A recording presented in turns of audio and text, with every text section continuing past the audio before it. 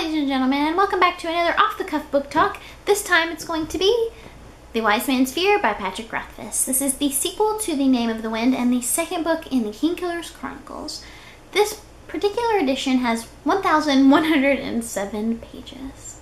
I buddy read this book with my good friends Christy from One Book More and Rincey from Rincey Reads. Although this book is a sequel, this will be a spoiler-free talk. I won't go into any of the details of the plot because spoilers, but I will share my thoughts and opinions on this novel, and I will also leave a link down below to the Name of the Wind book talk that I did earlier this year. As I said, this is completely off the cuff, so I have no idea what you're going to get out of this, but I hope that it is beneficial and maybe persuade you to pick up this book or the first book. So the Kingkiller Chronicles is going to be a 3-book series. It is set up in a way that a mysterious man is telling his story to another man, and the way that the book is separated is into days. Each day is a whole day of our main character telling his story to a man who is writing it down. The great thing about the format of this book is not only do we get this superb story, we also get to see what's going on in the present, in this inn where the book takes place, while they're telling the story and writing it down. And the thing that I absolutely adore about this series so far is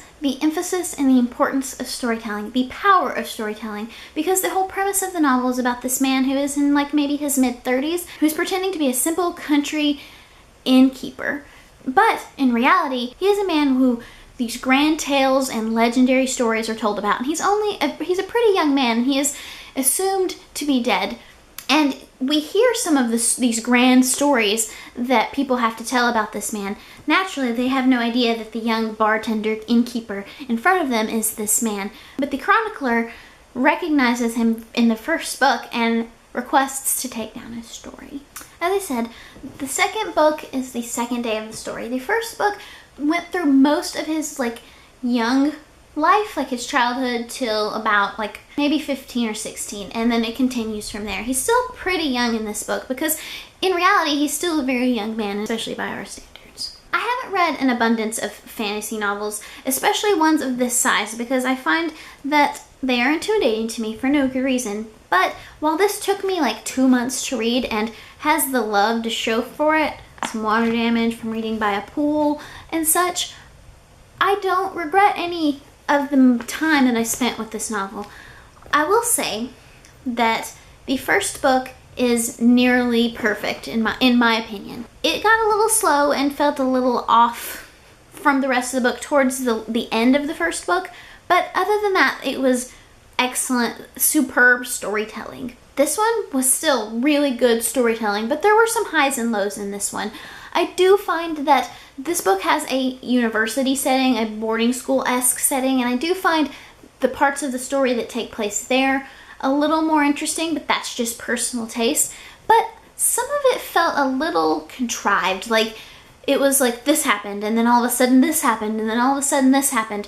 And while I'm sure it's going to all come together in the end, I felt a little discombobulated or something with this book, because some ridiculous, crazy, big things all happen kind of at once, and you go from doing this to this to this, which felt a little out of character for Patrick Rothfuss's storytelling. But like I said, I have a feeling that it will all come together in the end, but I'll have to wait to find out. I find that this fantasy series, like I said, I have very limited experience with fantasy fiction, but I find that this was very accessible, but also beautiful. There were some swoon-worthy moments in this book that were all based on Patrick Rothfuss's writing. Also, like I said, while there were some shady bits in the storytelling, at the core, this is just good old-fashioned storytelling. There isn't any kind of complex magic system. There is some magic, and it is explained, and it makes sense, but it's not the focus. The story is the focus,